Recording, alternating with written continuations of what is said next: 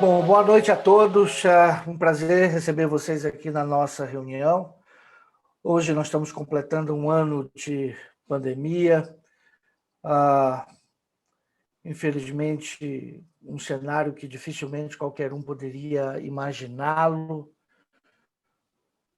Nós estamos hoje com mais de 115 milhões de pessoas contaminadas em todo o mundo, com mais de 2 milhões e meio de óbitos. O Brasil aí numa situação de protagonismo que nós não gostaríamos de ter.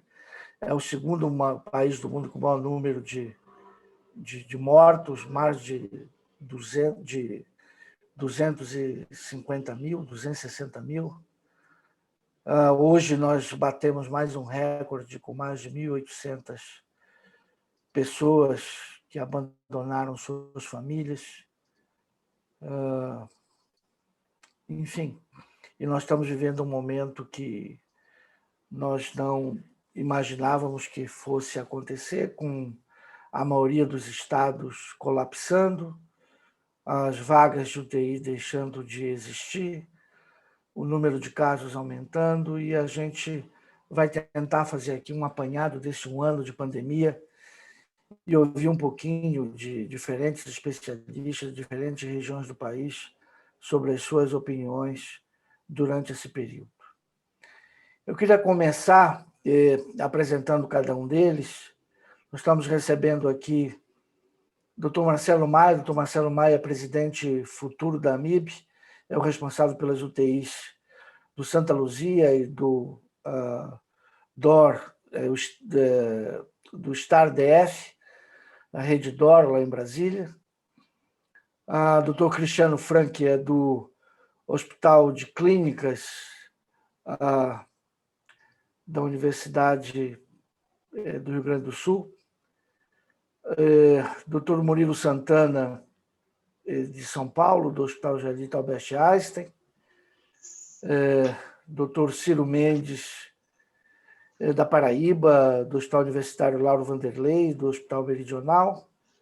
Dr. Fernando Dias, que está tentando aí entrar, a gente apresenta ele assim que ele conseguir. Então, eu gostaria de iniciar pedindo que cada um falasse um pouco como é que foi a pandemia no seu hospital, na sua região, nos primórdios, e como está sendo agora as principais diferenças. Vamos começar aí pelo Murilo.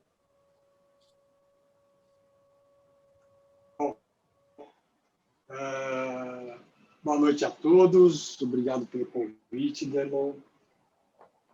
E a gente, começando lá de 2020 lá para trás, o hospital se preparou para a gente poder acomodar cerca de 220 casos de UTI. E foi um hiperdimensionamento. Naquele momento foi muito menos do que a gente imaginava, mas também aconteceu algo que acho que nunca se pensou que pudesse acontecer no Einstein, ter 50 pacientes intubados simultaneamente. Então, isso foi um marco, e realmente, naquele momento, o escalonamento de recursos foi bastante grande. Os hospitais que fazem parte hoje da rede, né, que a gente considera como uma rede de pacientes graves, que envolve o Hospital Oro de Goiânia, o Hospital do Emiboimirim e o Hospital Vila Santa Catarina. No Emiboimirim chegou a ter mais de 200 leitos de UTI. E o número de comprometimento de pacientes graves foi enorme. No Morumbi, como eu comentei, o dimensionamento foi muito grande. E com o decorrer do tempo, a ocupação foi caindo, mas a gente manteve um tônus em torno aí de, pelo menos, eu diria que ficou aí em torno de 30, 40 doentes com Covid ao longo do tempo, e aquela coisa de entre e sai, entre e sai, entre e sai. Os pacientes são pacientes que, lá atrás, a impressão que dava era que os doentes estavam saindo mais rápido, não que hoje eles sejam mais graves, não sei por que motivo.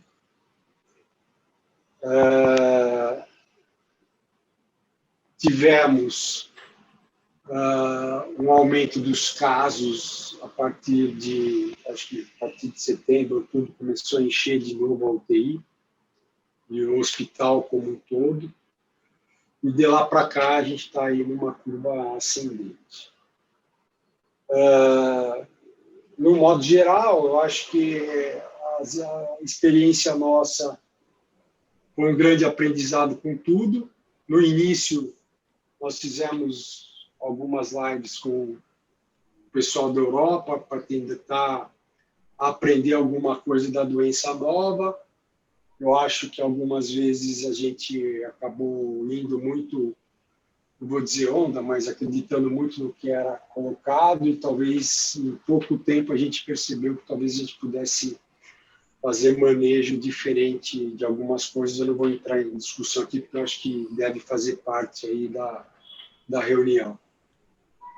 Então, acho que, não sei, a ideia é que a gente teve um boom de casos, melhorou, mas lá não chegou a esvaziar totalmente, e depois voltou a ter um crescente, está no crescente contínuo de internações dentro do hospital. E cada vez mais a gente vai ampliando o número de leitos de pacientes graves. Hoje a gente acabou de abrir mais uma ala de semi-Covid, e o que eu queria comentar é que os doentes acabam, a impressão que dá é que a gente vai ter uma ala de doentes crônicos para reabilitação da Covid, já que esses doentes são extremamente, passam por um processo de autocanibalização aí, que precisam de uma reabilitação muito bem estruturada. Acho que é isso.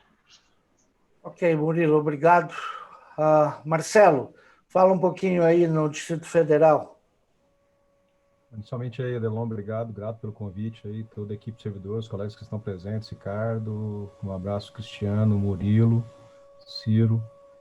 Com certeza, Adelon, são momentos difíceis aí que todos nós estamos vivendo como intensivistas, e nunca na história da terapia intensiva, o intensivista ele foi tão importante para salvar vidas. Isso é a mensagem nossa aí da própria MIP.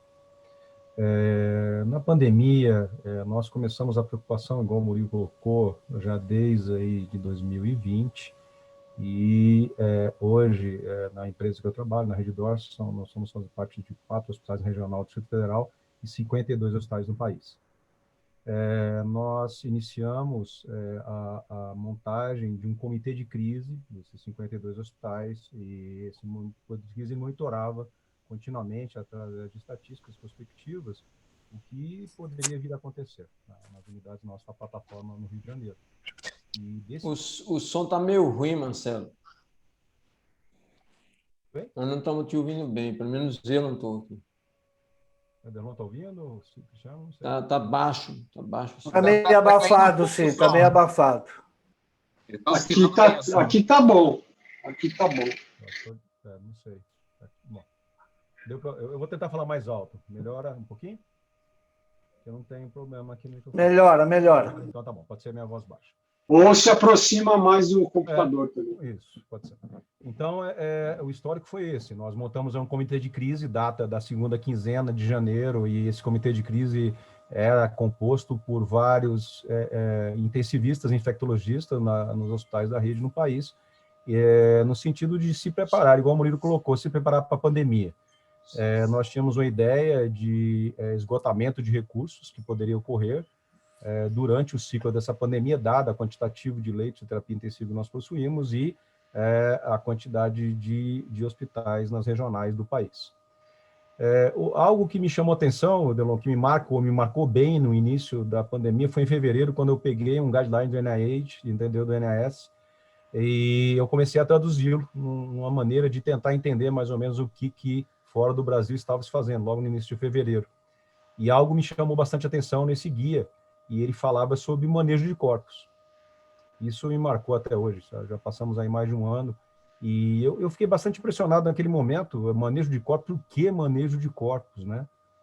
Aí vem aquela ideia nossa de minimização, e eu até pensei comigo mesmo, falei, nossa, O inglês ele é preocupado demais, né? Porque eles estão colocando dentro de uma guia manejo de corpos como devia ser feito. E, infelizmente, foi isso que a gente foi vendo no decorrer dos meses. Passamos por várias fases, utilização aí de suportes ventilatórios não invasivos em salas com pressão negativa nas nossas unidades, e isso também foi o primeiro dificultador no início da pandemia, o manejo das equipes junto a esses pacientes. Ou seja, eu vou falar um pouquinho mais rápido, todos nós podemos falar aí no início, mas a gente foi aprendendo aí a trocar a roda do carro com o carro andando, e aprendendo aí no decorrer de todos os meses como manejar esses pacientes críticos e graves. Aí, igual o Murilo colocou, a gente vem numa abertura, no momento agora, atual, sequencial de leitos de terapia intensiva. Um dos hospitais nossos aqui, que eu gerencio, tem 80 leitos de terapia intensiva, dentre os quais eu estou também abrindo, igual o Murilo falou, uma unidade ventilatória com 40 leitos, na segunda-feira. Um outro hospital, a gente é um hospital um pouco menor, a gente tem menos leitos, e esses menos leitos correspondem a em torno de 35 a 40 pacientes. Ou seja, quanto mais você abre, mais pacientes chegam às nossas unidades. Hoje, a regional ela compõe de 4 unidades, e nós temos 12 pacientes em fila de espera de chegada em terapias intensivas nossas, sem nenhuma possibilidade de vaga, nem unidades intermediárias, semi-intensivas, ou unidade de terapia intensiva. E também, a realidade aí do Murilo também houve aqui, nós absorvemos vários pacientes da região norte do país, vários pacientes chegavam, né, numa população frágil, principalmente de Roraima, Rondônia, Acre e Amazonas. Nós absorvemos vários pacientes dessas unidades também, e são pacientes que vinham para nós bastante críticos. Então, a gente vai conversando, acho que a ideia é essa, mas vamos bater um papo aí, né? Isso aí. Ciro, comente um pouquinho aí dessa parte mais epidemiológica aí da pandemia na Paraíba. E vamos para o Nordeste. Não, o padrão é meio sistemático, o padrão que a gente tem notado aqui, principalmente usando como paradigma o que acontece em Manaus, né? E menos em São Paulo, mas a gente tem um padrão de ocorrência, de recrudescimento da pandemia muito que sistematicamente se repete sempre que ocorre algum problema em Manaus. A gente sente aqui um mês e meio depois, exatamente a mesma coisa começa a acontecer aqui, pelo menos no estado da Paraíba, não sei, e acredito que no resto dos estados do Nordeste. Nós tivemos uma primeira fase aí que foi extremamente difícil por conta do desconhecimento da doença, o temor dos profissionais de saúde em relação ao risco de contágio, o próprio manuseio da doença também foi um aprendizado, e a gente teve a impressão de que as coisas iam melhorar a partir de agosto, setembro. Diminuiu muito o número de casos aqui em João Pessoa e na Paraíba, e nós passamos aí uma fase boa, mais ou menos até dezembro, mês de dezembro, e aí novamente houve um recrudescimento aí que de uns 15 dias para cá tem se tornado muito pior do que na primeira onda. A gente está com os hospitais privados lotados, no limite no limite da capacidade de atendimento.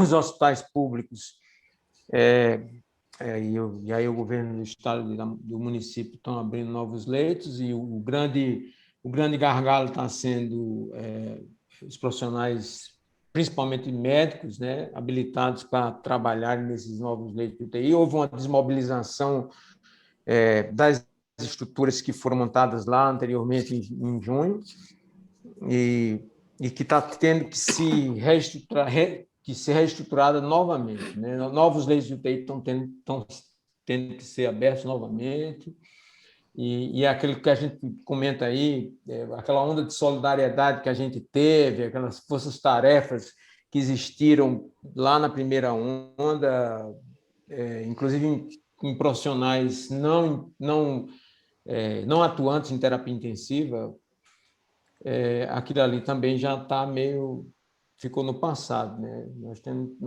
estamos tendo muita dificuldade para encontrar profissionais, principalmente profissionais médicos, para atuarem nas unidades de terapia intensiva aqui. Eu não sei como é que está sendo a realidade de vocês também. Ok. Bom, vamos agora um pouco aí para o sul, que certamente foi a última região a enfrentar a maior dificuldade. Para vocês terem uma ideia, a média de óbitos por 100 mil habitantes no Brasil é alguma coisa ao redor de 57 óbitos. A São Paulo são 60 óbitos por 100 mil habitantes. Na Paraíba são 55 óbitos por 100 mil habitantes. No Distrito Federal são 70 óbitos por 100 mil habitantes. E no Rio Grande do Sul são 25 óbitos por 100 mil habitantes, ou pelo menos era até aqui, né? Então, a situação no Sul veio a mudar bastante agora. E nós temos aí o doutor Fernando Dias, de Caxias, e o doutor Cristiano Franck, de Porto Alegre, interior e capital, e eu queria saber aí como é que está a situação nos dois lugares. Vamos conversar com o doutor Fernando Dias, no interior, na região aí da Serra. Como é que estão as coisas aí? Boa noite, Adelon. Obrigado pelo convite. Boa noite aos amigos aí que estão, Murilo, Ciro, Marcelo e o Cristiano. Eu acompanhei em 3, digamos assim, hospitais diferentes desde que iniciou a pandemia. No meio da pandemia, eu acabei mudando do hospital do Hospital Pompeia para o Hospital do Círculo, e nesse meio tempo também eu estive trabalhando no Hospital da Unimed Nordeste. O que a gente notou no início, como já foi colocado, e eu não vou ser redundante, é o desconhecimento da doença e o temor, né? Porque a gente viu desde o médico inicial lá em Wuhan, na China, que acabou contraindo o Covid e morrendo. Isso aí gerou um pavor muito grande em todos os profissionais envolvidos no cuidado desses pacientes.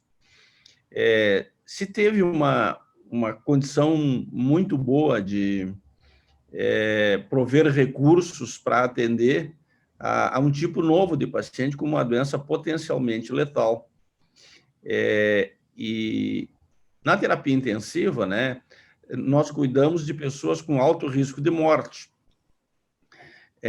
E nessa doença ficou claro que esse alto risco de morte podia comprometer também ao cuidador. E esse para mim, é um paradigma assim, que mudou a maneira da gente se relacionar com o paciente crítico, com a doença de uma maneira geral. O que eu vejo, assim, para tentar ser bem objetivo? Nós vivemos num país que não está preparado para lidar com pandemias, com catástrofes. Nós temos uma política de saúde pública que ela o reflexo, né, da corrupção que graça, né, em todos os níveis da nossa política, seja na esfera federal, estadual ou municipal, em locais diferentes. Infelizmente, isso é uma realidade. Basta ver que em alguns estados, né, principalmente na região sudeste, se prometeram abrir leitos em hospitais de campanha, e de hospitais que estavam para ser abertos, alguns nunca o foram, não é? Então, uma queima de dinheiro público, e quem acaba sofrendo mais é a população menos favorecida do ponto de vista socioeconômico. Acho que no Brasil houve uma boa resposta da comunidade científica, conseguimos, assim, ter uma produção científica bastante interessante. Então, de uma maneira geral, acho que se conseguiu mobilizar. Aqui na Serra, estamos aumentando leitos de maneira compulsória, eu diria, não é? Porque todas as medidas de bloqueio epidemiológico, infelizmente, elas não estão sendo observadas. Aglomerações, a não obediência ao uso de máscara, enfim, esse é um problema que eu acho que é universal no Brasil. A falta de leitos, nós estamos chegando perto. Eu acredito assim que, por exemplo, onde eu trabalhei, no hospital da Unimed, já tinha, o hospital dispunha na época regularmente de 2 unidades de terapia intensiva com 20 leitos. Quando eu saí de lá, eles tinham mais de 50 leitos, um aumento superior a 100%. No Hospital do Círculo, onde eu trabalho hoje, nós temos 20 leitos de terapia intensiva, 22, na verdade, e já temos uma contingência para a abertura de mais uma unidade, dependendo do avanço da doença. Então, eu acho assim que é um momento muito delicado em termos de saúde pública e tem que vacinar, né? Tem que vacinar o povo para tentar mitigar, né, a palavra da moda, né, para enfrentar essa situação. Acho que tentar, assim, começar por aí, Derlon. Okay. O Cristiano, vamos falar agora rapidinho aí da situação de Porto Alegre, dos presentes aqui, quem está enfrentando dificuldade já nesse momento. Boa noite, Ederlon. Boa noite, Ciro, Fernando, Marcelo, Murilo. Boa noite a todos. Obrigado pelo convite, Ederlon. Para começar, a gente nunca esperava estar aqui um ano depois fazendo videoconferência sobre o Covid, né? Puxa, um ano atrás a gente nunca imaginava que ia estar nessa situação. Começamos aqui também se preparar um ano atrás e aqui chegou um pouco depois a principal quantidade de doentes graves do que o centro do país, mas tivemos momentos muito difíceis e quase esgotamento de recursos em julho, agosto, setembro, momentos muito duros, difíceis, e que as UTIs dobraram, triplicaram de tamanho, como na maioria dos hospitais, muitos esforços concentrados na capital, nos hospitais universitários, o Hospital de Clínicas onde eu trabalho e federais, e no Hospital Conceição, hospitais públicos e que deram uma sustentação enorme, junto com outros hospitais depois agregados filantrópicos, para atender essa quantidade de doentes graves na capital e no estado inteiro. Tivemos um pequeno alívio, depois no final do ano uma nova retomada de aumento de casos, o que o pessoal a gente chegou a triplicar o tamanho da nossa UTI, quando a gente estava com 2 vezes e meia a mais, o pessoal vai dizer, pô, agora tá folgado para vocês.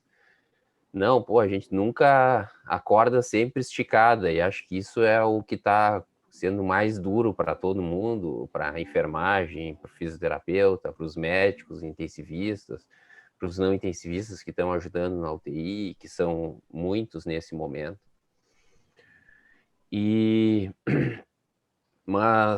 aí, quando começou a vacinação, e atravessamos as festas depois do Réveillon, não tivemos uma exacerbação tão grande, tivemos um pequeno aumento, mas depois, aí na metade de fevereiro, um pouquinho antes do carnaval, pro final, eu acho que começou o critério mais fundamental a identificar um aumento muito grande de internações de casos Covid, procura de emergência e talvez procura seja o mais por eficiente, pelo menos na minha experiência, que vieram um aumento abrupto. Isso não é uma curva de aumento, ela se tornou uma parede. Na verdade, é um aumento praticamente vertical, um aumento de casos, de número de internações e internações em UTI. Galopante ou um aumento muito rápido, em que o sistema de saúde se esgotou rapidamente. Vê só de infelizmente. Ver a história do doente, quanto tipo de doença. Esse aumento, então, se aumentou,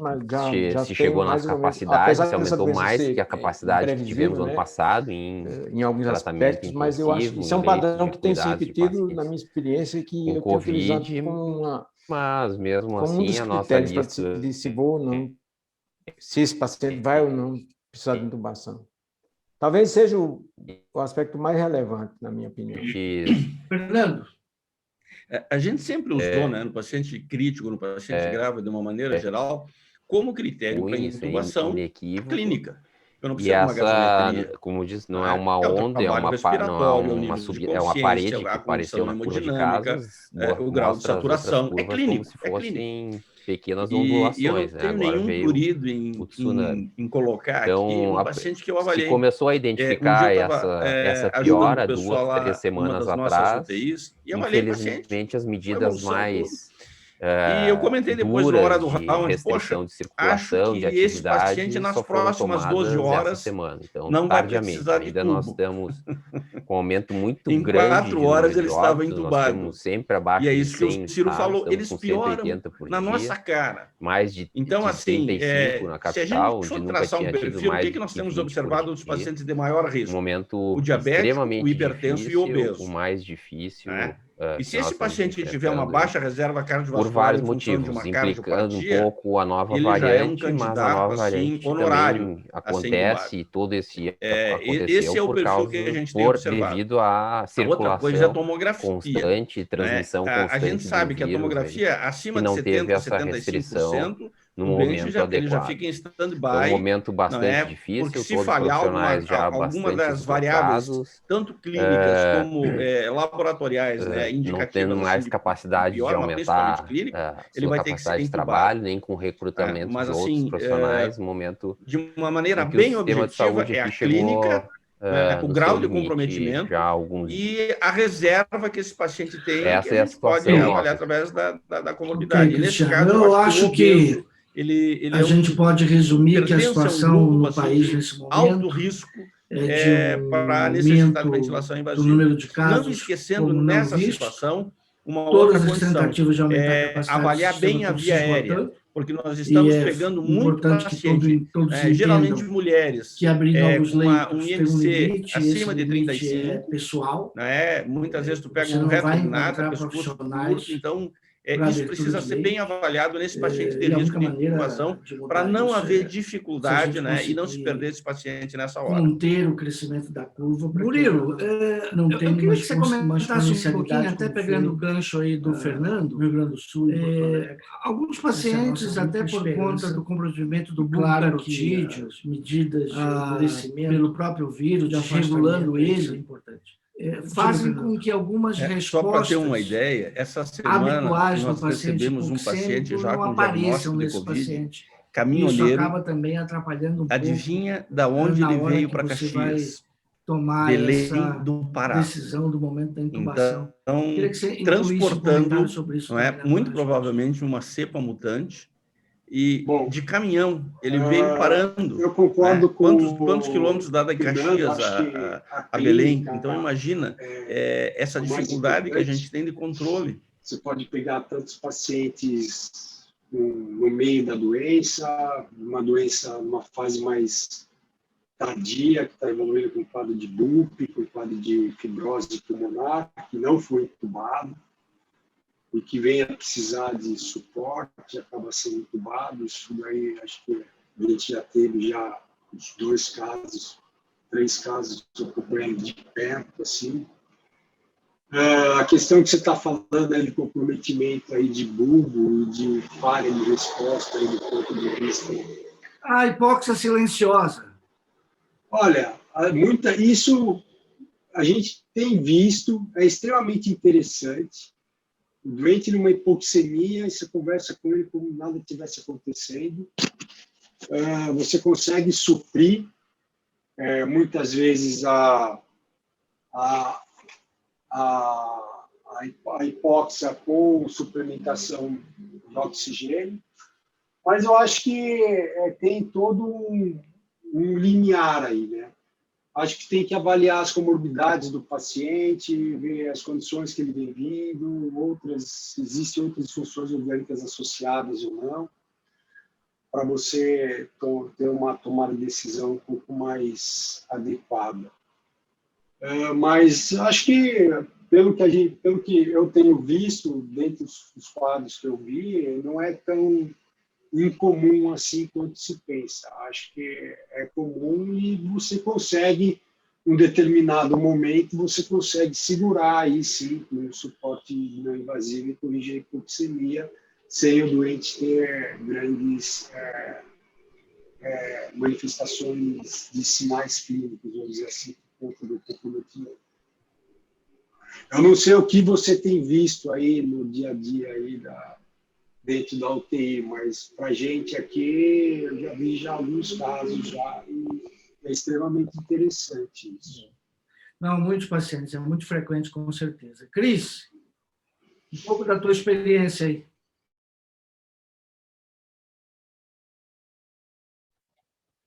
Lau, você ficou sozinho aí, né? Sem aula. Que bagunça que é isso aqui, velho.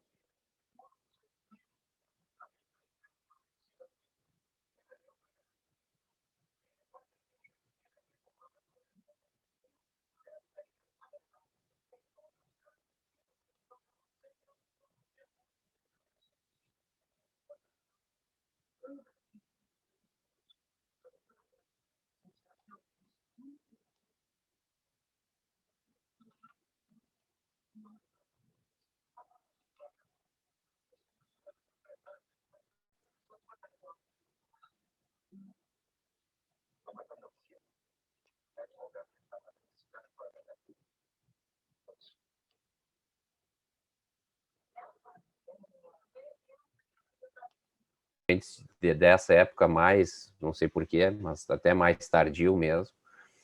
Então, basicamente, é no julgamento clínico, né? Esse que é o principal levado em conta para a necessidade de suporte, falhando o suporte não invasivo, colocando para ventilação invasiva, né? Esse que é a sugestão e que a gente tem aplicado. Marcelo?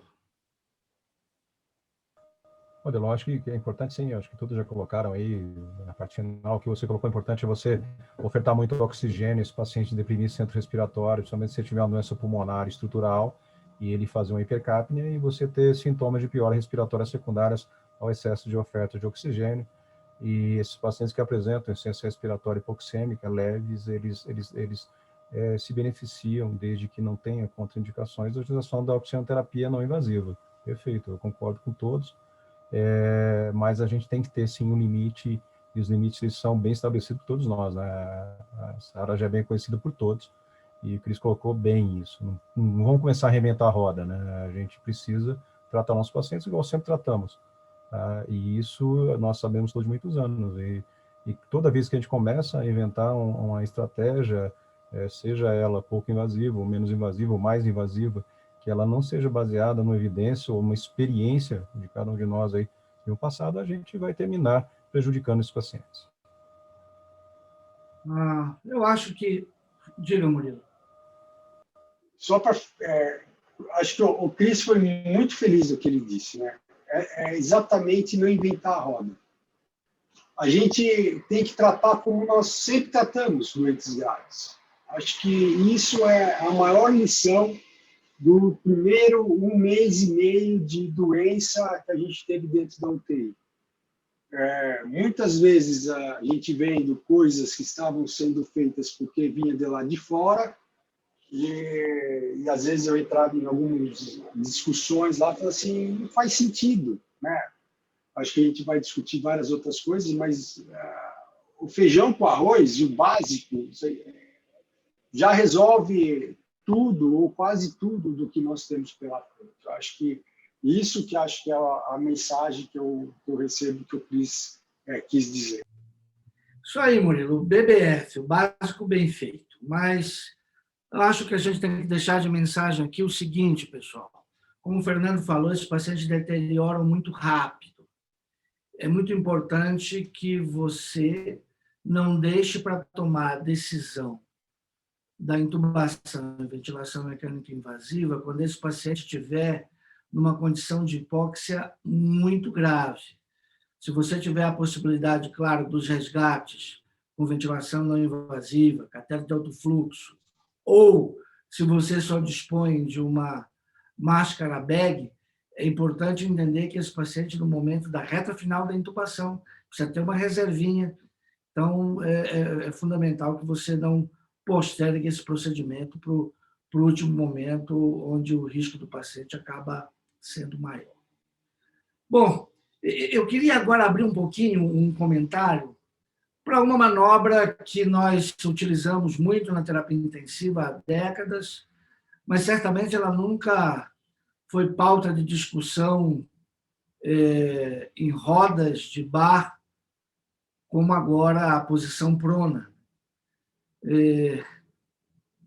A turma do Cris lá colocou um vídeo na internet aí nessa semana, então, por isso eu vou começar pelo Cris aí falando como tem sido a experiência com a posição prona de vocês e se mudou alguma coisa entre o início da pandemia e agora. Obrigado, meus colegas tiveram essa excelente ideia de botar, claro que o doente tinha algumas particularidades lá, mas para demonstrar para a população que é uma demanda de um doente crítico, né? O vídeo era essa mensagem para a população em geral. Acho que teve o seu objetivo alcançado. Voltando para o básico bem feito, eu acho que isso é fundamental, tratando múltiplas vítimas, muitos doentes graves, como nós estamos vendo. Até cheguei a começar uma conversa sobre isso com alguns colegas, mas é um assunto delicado. Eu sempre fui um defensor da prona, mas não tem nenhum estudo de prona numa situação de múltiplas vítimas como essa.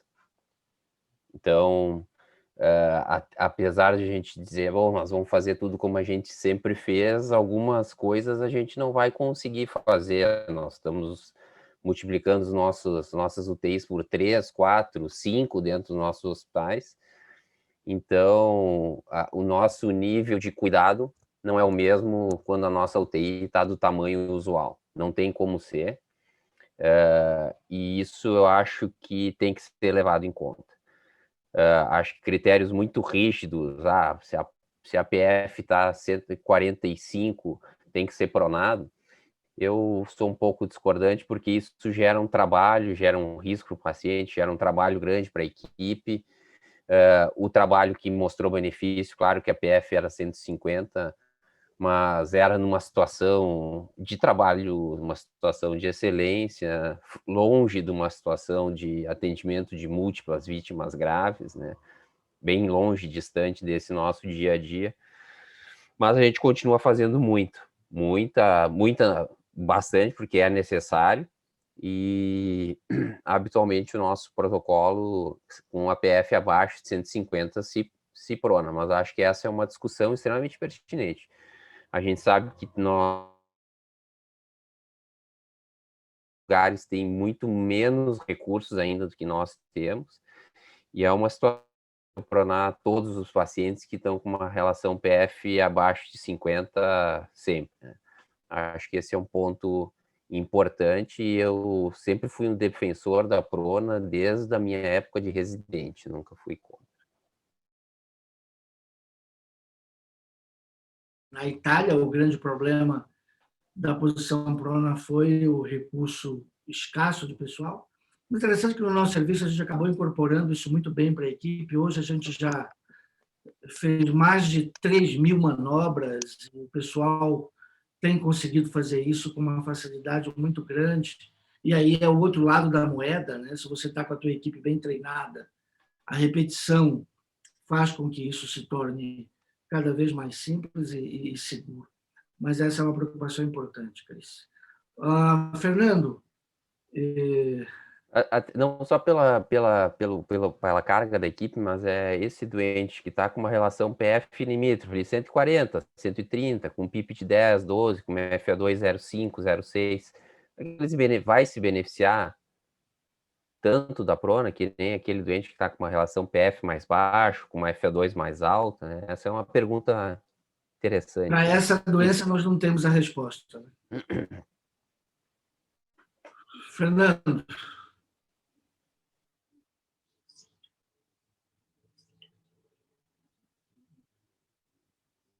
Fernando não está ouvindo. Ciro? Estou ouvindo, sim. Então tá, agora fale aí, que senão vai ser o microfone. Em relação à prona, Isso. eu sempre achei a prona muito útil para tratar pacientes com SARA.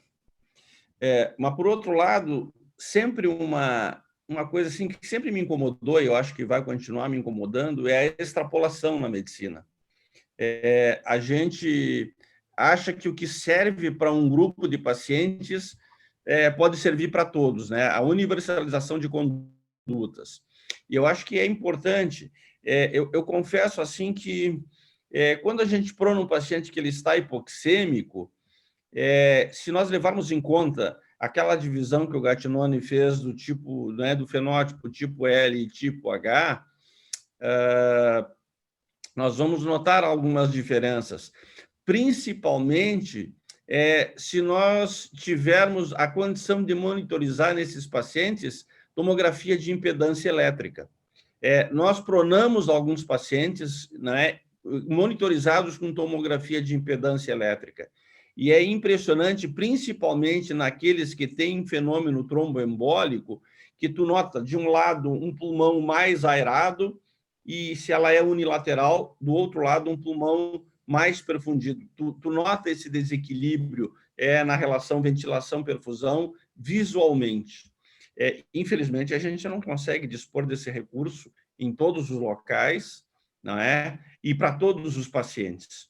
Mas eu concordo com o Cris no ponto de corte. Não é? E esse ponto de corte, eu acho que a gente não pode, assim, não, está 149, eu vou pronar, está 151, eu não vou pronar.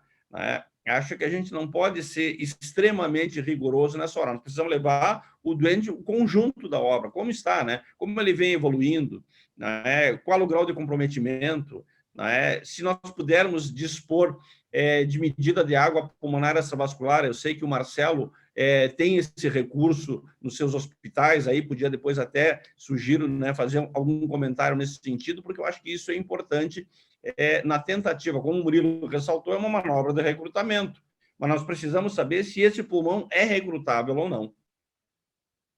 Murilo? Diga.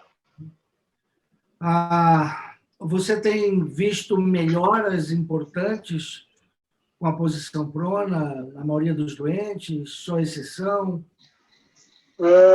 Eu tenho um pensamento que é assim, eu acho que a prona, como todo mundo pensa, obviamente que tem a sua utilidade, ela é super útil, e uma das coisas que eu penso é que o doente, obviamente que vai depender da disponibilidade do local onde você está, mas o doente entubado, a minha ideia é que ele tem que ser tomografado. Eu acho que a tomografia te dá um panorama do que efetivamente está acontecendo e pode ajudar muito a tomada de decisão do que fazer com o doente, de qual estratégia adotar, se você parte para uma manobra de recrutamento propriamente dita, se você talvez opte apenas por pronar o doente, talvez pressurizar o doente, recrutar o doente em prona, sobrepor as duas manobras, principalmente nos pacientes obesos. Aqui não tem, até não vou dizer características, mas a gente acaba ventilando o doente de uma forma mais agressiva e com pressões mais altas, então a gente invariavelmente tem deixado os pacientes aí com uma média de PIP de 16, aí tem ficado, com certeza, os doentes mais obesos às vezes ficam com PIP mais altas. Então, eu acho que, e isso, óbvio que a tomografia ajuda muito, às vezes recrutando na própria tomografia. Então, a prona, eu acho que ela, os doentes que respondem, é fantástica. Não é todo mundo que responde a prona, mas certamente tem o seu espaço e não tenho dúvida que a gente usa e eu acho que é uma curva de aprendizado, a facilidade, como você mesmo colocou, da facilidade de fazer a manobra, de colocar o doente em prona entubado, ou mesmo em ECMO, né? A gente tem feito isso. Então, é algo que certamente tem a sua aplicabilidade. O Murilo ressaltou uma coisa importante aí, a tomografia é bastante útil para você avaliar o comprometimento em regiões posteriores, o tipo de comprometimento. Isso te dá uma boa ideia do paciente que pode responder melhor ou não para você indicar esse tipo de procedimento. Marcelão, algum comentário adicional aí em relação à prona? Duração da prona, Marcelo? Já que o Cris não quer utilizar ponto de corte aí para indicar a prona e a duração. Só para completar, desculpa, Marcelo, isso que eu até anotei aqui, o ponto de corte, né? Eu acho que 150, quando se fala 150, acho que a primeira coisa é não imaginar que 150 é um divisor de águas e para baixo tem que pronar e para cima não precisa, né? Acho que é bem o que o Cris colocou, acho que tem que avaliar o contexto da obra e dar tempo ao tempo, às vezes, 4, 5 horas, talvez esse doente consiga ter uma melhora do ponto de vista de relação e que ele saia desse limbo do ponto de vista de se pensar em pronar. Era esse comentário que faltava fazer, desculpa. Olá, Marcelão. Bom, primeiro assim, só em relação à Sara, eu inicialmente, não sou tão velho igual o Ciro aí, mas eu tenho alguns anos de terapia intensiva, e eu nunca vi tanta Sara na minha vida. Eu lembro quando o Biasi me pediu para recrutar pacientes aí para o arte, eu não entendia por que eu não tinha tanta Sara, sabe? Agora é o que vocês estão falando, nós temos muito. A mesma coisa da ventilação prona é isso mesmo, e eu usava em caso de exceção, assim, eu nunca vi tanta prona na minha vida.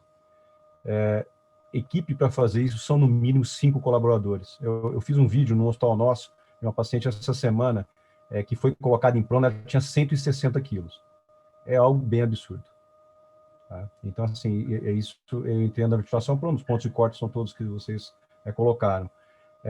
Só acrescentar um pouquinho o que o Fernando falou sobre a tomografia por impedância elétrica. Nós temos esse dispositivo, um dispositivo desse para nós aqui, ele é super interessante mesmo, quando você vê ventilação, perfusão, fluxo de gases, você faz trial PIP nos pacientes mais graves e você consegue entender bem esse fluxo dinamicamente, é bastante interessante. É pena que é um recurso realmente, do ponto de vista financeiro, bem caro. E a utilização de dispositivos que são cintas, que você coloca na região torácica também, eles não são baratos, mas é um dispositivo bem interessante nesses pacientes, com certeza, aí que nós estamos ventilando de uma maneira bem agressiva e que tem alterações ventilatórias graves, ele é um dispositivo bastante interessante. O Ciro. Só para não dizer que eu não falei, né? Em ultrassom, mas a gente tem usado muito ultrassonografia para nortear, prever, de certa forma, se aquele paciente vai ou não se beneficiar de prona. Lógico, com as limitações de fazer a ultrassonografia na região posterior do tórax do paciente, exige um certo grau de dedicação e dá trabalho, porque você tem que mobilizar o paciente. Mas a gente tem, assim, essa facilidade que o Murilo tem para fazer tomo nos serviços em que eu atuo, a gente muito complicado fazer tomo nesses pacientes. Já foi mais, mas ainda continua sendo.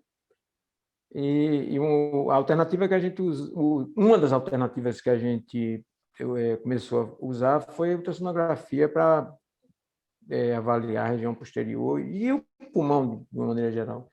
E, de certa forma, tem nos ajudado bastante aí para nortear esse tipo de decisão. Bom, eu tenho um certo viés com relação à manobra de posição prona, eu acho que ela funciona, eu sempre acreditei muito mais dela do que nas manobras de recrutamento com altas pressões, e talvez por conta desse viés a gente utilize muito a posição prona. Eu concordo com vocês que você não deve ser muito rigoroso em relação aos valores de corte.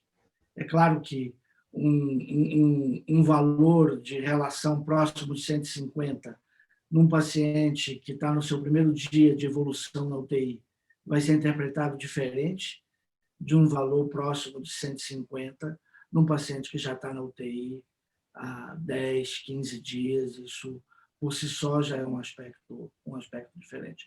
Mas eu também comento muito que a ventilação mecânica protetora ela é fantástica, ela é a melhor coisa que a gente pode fazer para o paciente quando ele tem falência respiratória aguda grave. Mas ela é uma coisa fantástica que tem prazo de validade, então a gente não pode perder tempo. Você não pode ser muito protelador uma vez que o paciente inicia a ventilação mecânica invasiva, e tudo que você puder fazer para acelerar o processo de recuperação desse paciente, eu acho que é importante. E aí, em cima disso, a gente vai entrar agora num tópico importante, que é o manejo dos sedativos, analgésicos e bloqueadores neuromusculares e manejo de delírio. Eu queria ouvir um pouquinho aí a opinião de vocês. Qual a tua fórmula? Qual é o teu esquema de manejo do ponto de vista de gerenciamento da sedação e controle de delírio desses pacientes? Vou começar pelo Ciro agora.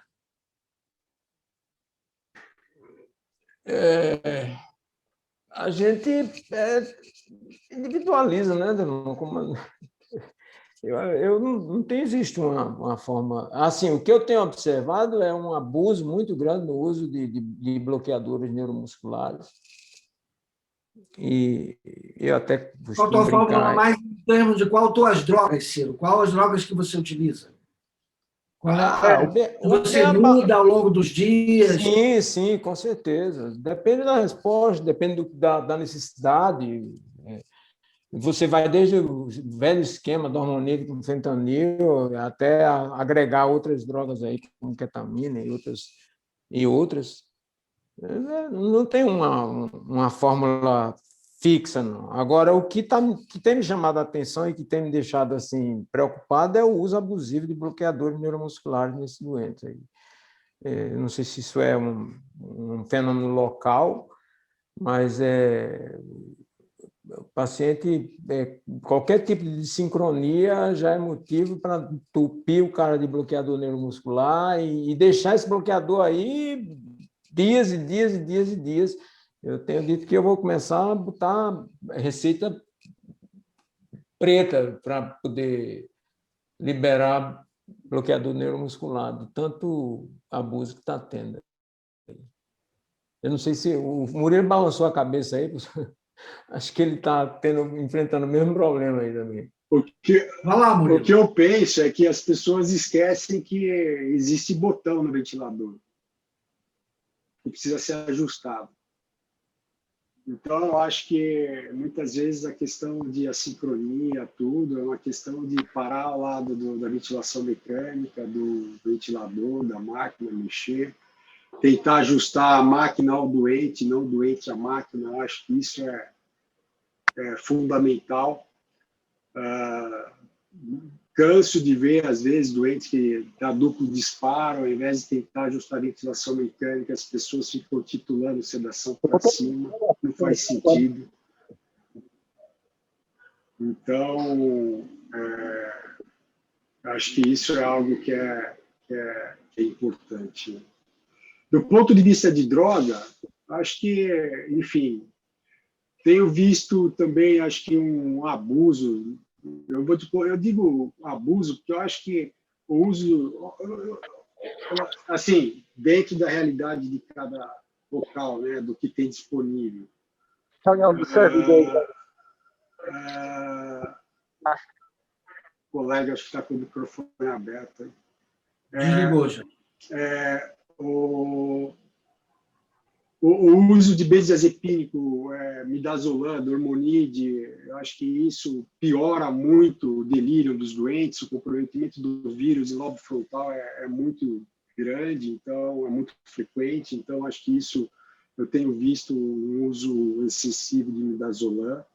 Acho que basicamente fentanil e propofol, para quem tem as à mão, são drogas muito boas. Agora, se tem algo que, para mim, é fantástico e que cai sempre, eu uso mesmo, pensando em questão de sedalgesia multimodal, é dexametomidina. Esses doentes têm a questão da desautonomia, então a dexmedetomidina ajuda muito, acho que segura muito, questão de taquicardia, frequência cardíaca, acho que isso vai muito bem. Acho que isso é algo que me chamou muita atenção, o quanto essa droga ajuda, né? A ketamina também tem um componente interessante, mas a Dexa é fantástica. Fernando, tem usado mais Propofol do que midazolam durante a pandemia? Não. O usual é midazolam, fentanil. Eu acho assim que, se a gente pensar no estudo do CRES, ele preconizava que depois de 48 horas, e mesmo o estudo do Guerrin também, sobre o uso de relaxante muscular, que ele precisa ser reavaliado. O problema todo é que, nesses pacientes, principalmente naqueles que evoluem com necessidade de posição prona, em 48 horas, tu não vai conseguir, né, tentar reduzir ou mesmo tirar a sedação, e fica difícil. Esse é um primeiro ponto. Então, tu vai ter que manter o paciente com algum grau de sedação, que obviamente não precisa ser RAS menos 15, né? Pode ser menos 5 no primeiro momento e depois tentar ir titulando, mas o paciente, quando ele está em prona, fica difícil, ele vai precisar de relaxante muscular. Com relação à dexmedetomidina, que o Murilo falou, eu também gosto muito dessa droga, mas o que a gente observa? Essa desautonomia, né? A gente sabe que o paciente ele pode estar com 60, 70 de frequência cardíaca, muitas vezes em uso de vasopressor. E como a gente tem, pelo menos aqui na Serra, muito idoso, nós temos um percentual significativo de pacientes com mais de 70 anos, esses pacientes, em função do comprometimento aterosclerótico das artérias, eles respondem muito mal quando eu freio a frequência cardíaca. Então, no idoso, a gente tem que ter cuidado, porque se esses pacientes fizerem hipotensão, eles vão ficar dependentes de doses, muitas vezes, altas de vasopressor, o que pode prejudicar, inclusive, perfusão esplâncnica. Então, acho que a dexmedetomidina ela é muito útil, principalmente no paciente jovem, né, com menos de 40 anos, né, mas a gente tem que ter essa atenção. De uma maneira geral, eu acho que o Ciro colocou de maneira bem objetiva, tem que individualizar, não é? Não esquecendo que, como nós temos um percentual alto de pacientes obesos, e essas drogas, muitas delas são lipofílicas, né, isso vai retardar depois a excreção, ainda mais naqueles pacientes que evoluem com lesão renal aguda. Então, a gente tem que considerar tudo isso, não é? Não dá para fazer uma receita de bolo, não é?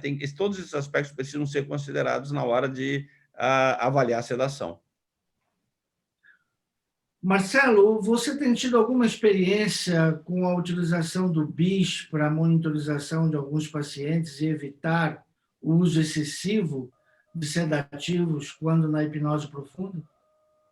Então, assim, eu tenho talvez uma opinião um pouco diferente. A gente utiliza, assim, metodologia sistemática sedativa nos pacientes com CIRAG grave, com disfunção respiratória grave, com necessidade de ventilação mecânica invasiva. A gente começa, lógico, estamos no mundo do opioide free, midazolam. Eu não utilizo sulfentanila, eu utilizo remifentanila, eu não tenho síndromes pós ventilação mecânica de digestão torácica.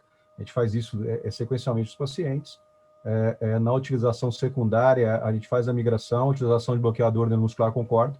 A gente utiliza ele da maneira intermitente, depois contínua, os pacientes muito graves, pacientes que precisam ser pronados, pacientes que a gente precisa fazer trial PIP, verificação de drive pressure.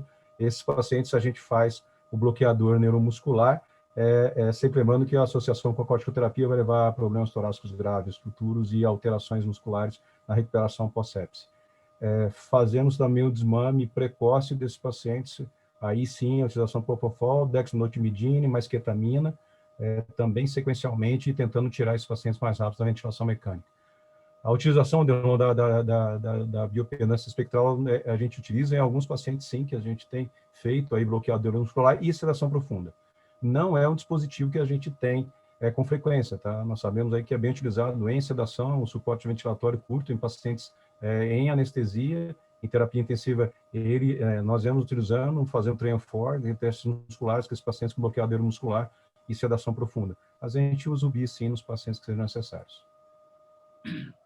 Cris, alguma coisa aí que você gostaria de acrescentar com esse respeito à estratégia de sedação e bloqueio neuromuscular? Falar um pouquinho do delírio aí, de como você maneja. Essa questão é extremamente importante, né? Realmente, no começo, a gente faz uma sedação mais intensa. Nós tivemos algumas restrições, porque nós tínhamos alguns medicamentos que não se conseguia, tivemos que usar outros bloqueadores neuromusculares que a gente já tinha abandonado, voltamos a utilizar. Então, também dependia um pouco da disponibilidade das drogas.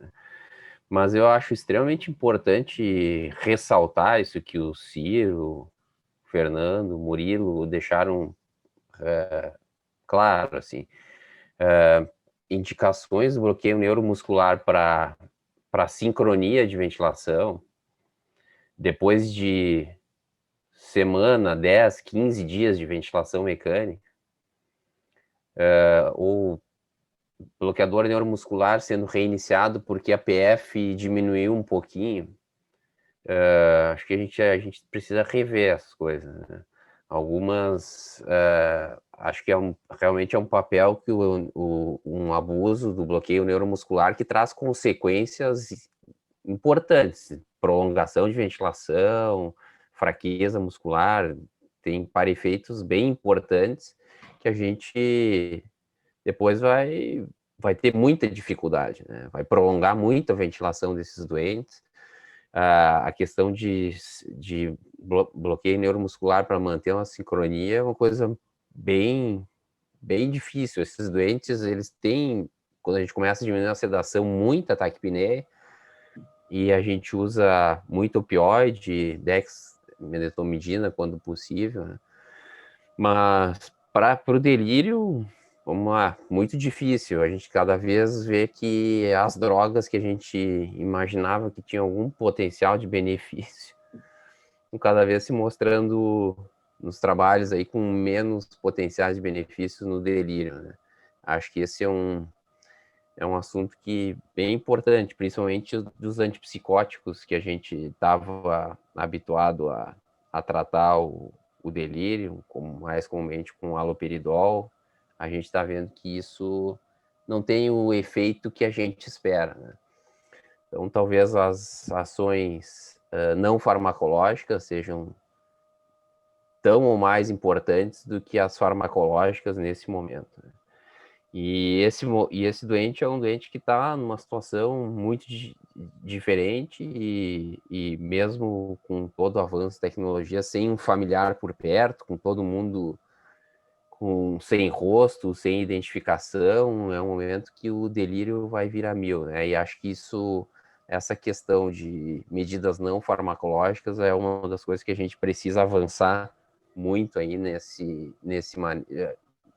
de humanização, no manejo desses doentes graves com Covid. Derlon, só lembrando, só abrindo aspas aí, nós participamos aí pela AMIB, numa reunião com a Câmara, na Câmara aqui dos Deputados, no momento da pandemia, vocês vão lembrar no ano passado, do esgotamento de substâncias químicas para analgosedação e bloqueadores neuromusculares, e isso se tornou um problema grande naquele momento, inclusive com o envolvimento do Ministério Público Federal e de uma CPI da Câmara, porque nós tivemos esgotamento de recursos químicos para analgosedação e bloqueadores. E a utilização do uso discriminado, talvez nós possamos passar alguma dificuldade novamente. Eu acho que é importante entender o gerenciamento da sedação como tão ou mais importante do que o manejo da ventilação mecânica desse paciente. A maneira como você utilizar sedação vai ser determinante do teu sucesso para a extubação desse paciente. Acho que vocês pontuaram muito bem a questão do uso excessivo do bloqueador neuromuscular. Eu acho que se tem uma coisa da pandemia de ruim, de negativo que trouxe, é esse uso abusivo do bloqueador neuromuscular. Como o Murilo pontuou, o pessoal esquece que o ventilador tem botão e ajusta a sincronia no bloqueador. Agora, eu acho que a gente vinha numa pegada de utilização de sedação superficial, e nesse aspecto as escalas de monitorização são suficientes para monitorar os pacientes. E quando a gente tem que utilizar muita sedação profunda, e às vezes por muito mais tempo do que o habitual, a gente fica um pouco perdido. Nesse aspecto, nos poucos pacientes que a gente utilizou o BIS, o que eu pude observar é que, com doses muito menores do que o que a gente habitualmente utiliza, o doente já está profundamente sedado, já está em hipnose profunda. Então,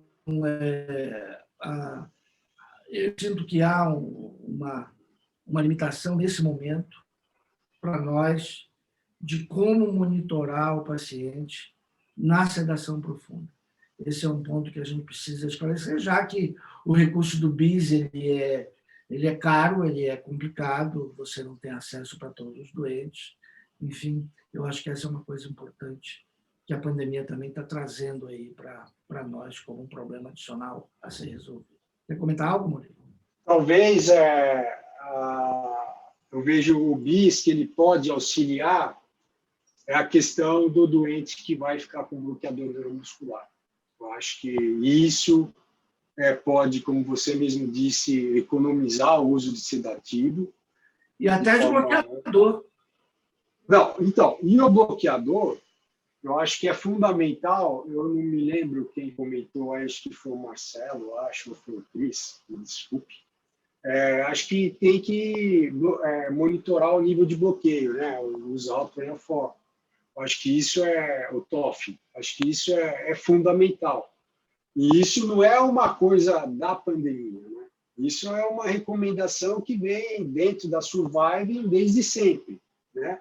Os doentes que necessitam de bloqueador neuromuscular é recomendado que se monitore o nível de bloqueio exatamente para que também não se exceda nem para mais e nem para menos a questão da dosagem utilizada de bloqueador neuromuscular. Eu acho que isso cabe e isso é extremamente importante nos locais que tem o recurso.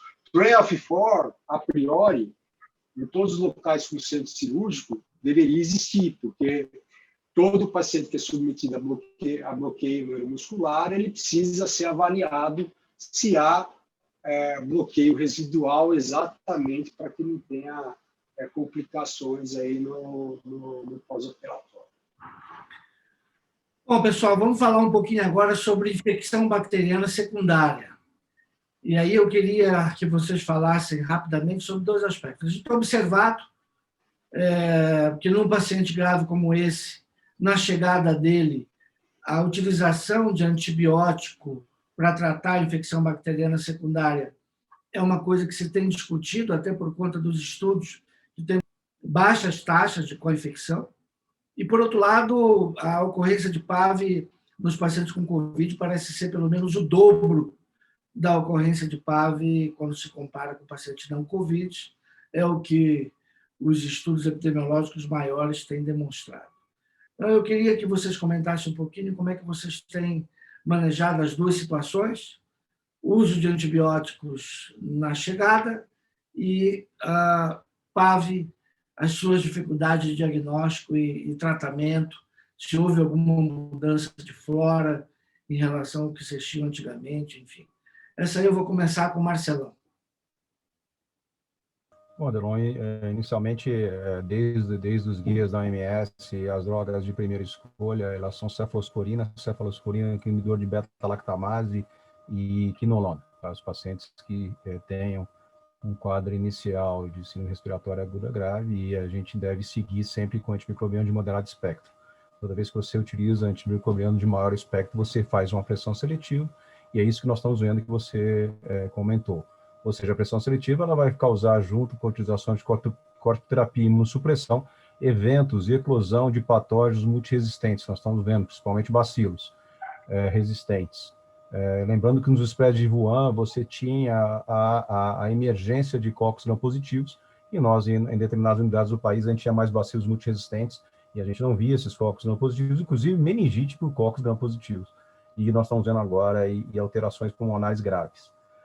Também nessa emergência de pressão seletiva, por utilização de antimicrobiano, por patógenos, de uma maneira empírica alongada, também a emergência de fungos principalmente não cândida. Nós estamos vendo bastante aspergilo em unidades, e isso traz uma preocupação secundária desses pacientes críticos. E isso é muito importante, tá? Que nós não utilizemos aí antimicrobianos de forma empírica sequencial.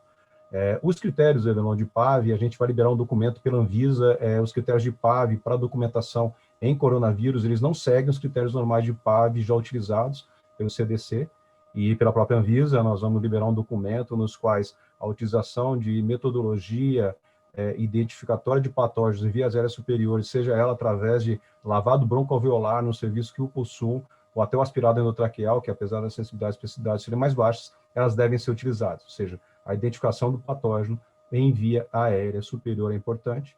A utilização de biomarcadores para esses pacientes no sequenciamento aí de PAV também parece ser interessante, apesar de você ter estudos igual o BioVap, que mostram que indicadores e biomarcadores como a procalcitonina não devem e não são melhores que a PCR isoladamente como critério clínico nos pacientes apresentando uma PAV, tá? Nos critérios nossos do Brasil, tá? Não no critério CDC.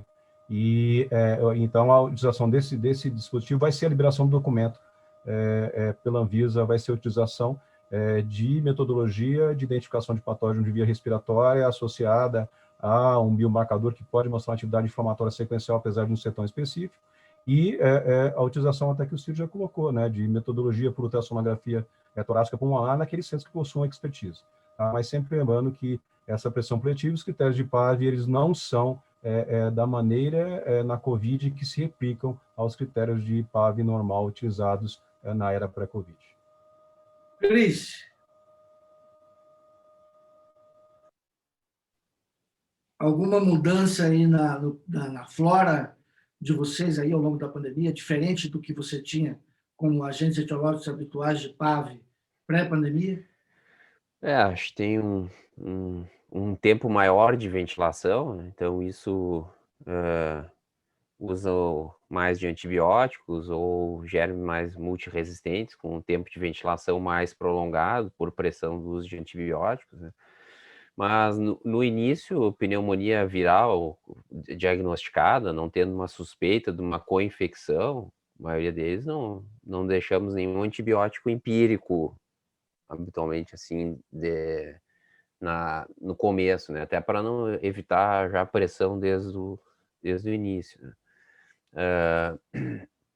Mas sim, tem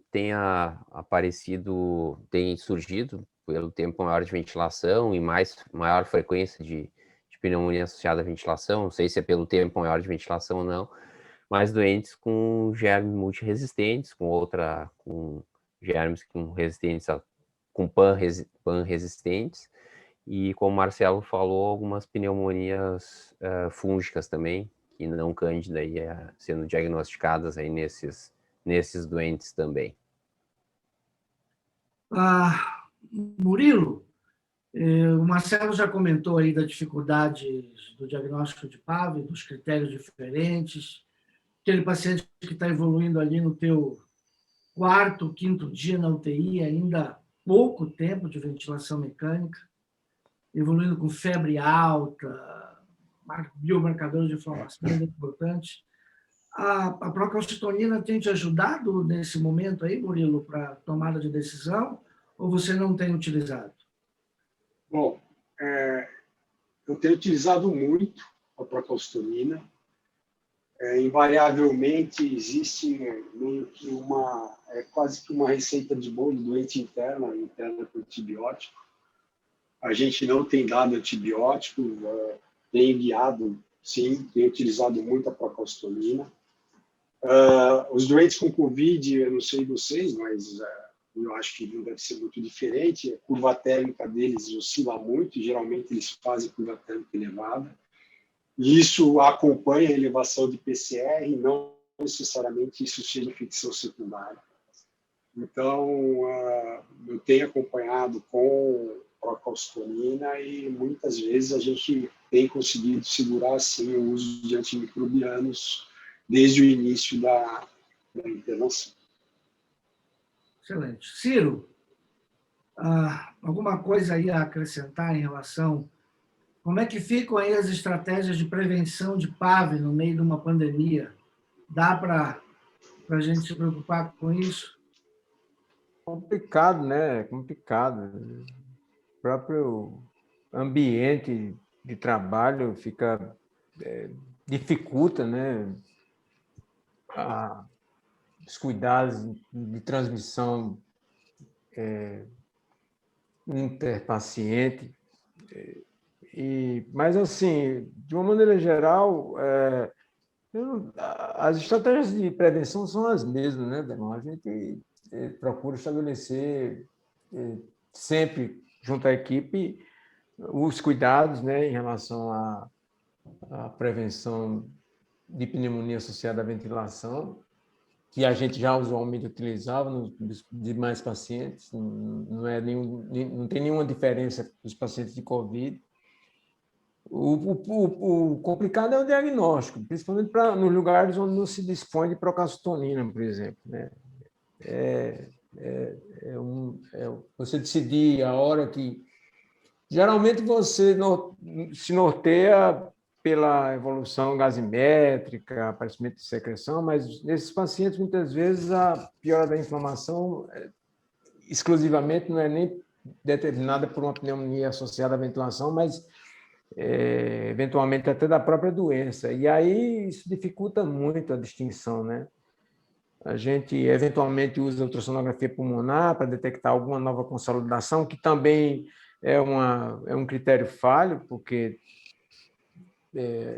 a consolidação pode ser da própria evolução da doença, e muitas vezes o que eu tenho observado é um uso mais, digamos assim, liberal de antibioterapia, mesmo quando não se tem muita certeza de que aquela piora, digamos assim, está sendo determinada por uma pneumonia bacteriana ou infecção bacteriana. Eu acho que os critérios... Desculpa, Ciro, perdão. Não, pode falar. Eu acho que o que você falou é importante. Eu acho que não é só a questão da febre. Mudança do aspecto da secreção. Eu acho que existem outros comemorativos que você monta o quebra-cabeça para tomar a decisão, né? Se você tiver auxílio laboratorial, isso pode lhe ajudar, obviamente. Fernando, do que o banquinho pode colaborar adicionalmente aí nessa decisão trata PAV e não trata PAV? O banquinho ele ajuda na hipoxemia e no choque, né? A PAV aí dá para pensar, né? Dá para consultar o livrinho. Então, a questão toda que eu vejo em relação à PAV é que a gente já pega um pulmão muito ruim e tu não tem PAV se tu não tem ventilação invasiva, logo esse doente está entubado e quando ele é entubado ele já tem um pulmão muito ruim. Como o Ciro já comentou, o exame de imagem ele vai ser muito... ele não vai ter assim o grau de utilidade que ele tem no ambiente fora da situação do Covid agora. Esse é um ponto. Então, para tu fazer o diagnóstico, tem que ter um grau de suspeição muito grande. Marcadores laboratoriais, como o Murilo comentou, sobre a procalcitonina, e o Ciro disse que nem todo mundo dispõe, então, realmente é um pouco difícil.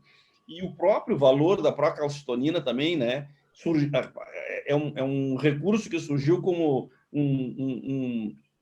uma grande medida para diagnóstico de infecção como um todo e depois se viu das suas limitações. Então, o diagnóstico de PAV é bem complicado. Eu acho que é mais importante, aí tu falasse em prevenção, é evitar o uso abusivo de antibiótico. Ainda bem agora que saiu um estudo, eu espero que enterrem de vez agora o uso da azitromicina, né, porque vinha naquele pacote todo, né, já a azitromicina como sendo um adjuvante no tratamento, assim como a gente observa com outros fármacos, né? Então, assim, a PAV, eu acho que é o grau de suspeição clínica, o tempo de ventilação mecânica, características de secreção, né? E alguém falou em temperatura, eu acho que foi o Murilo, em curva térmica. Eu queria aproveitar o gancho e perguntar para vocês têm visto pacientes com hiperpirexia? Aquele paciente que evolui com 42, 43 de temperatura, faz choque refratário com padrão distributivo e em 24, 48 horas está morto?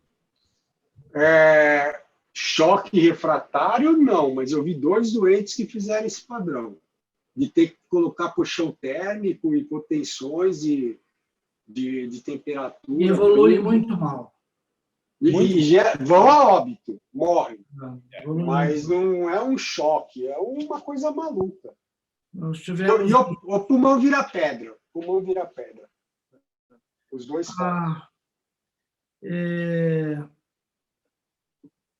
acho que essa questão da infecção bacteriana ela é interessante. Nós estamos numa transição de não prescrever o antibiótico de início, porque nós fizemos um levantamento e a presença de co-infecção foi muito baixa nesse momento da admissão.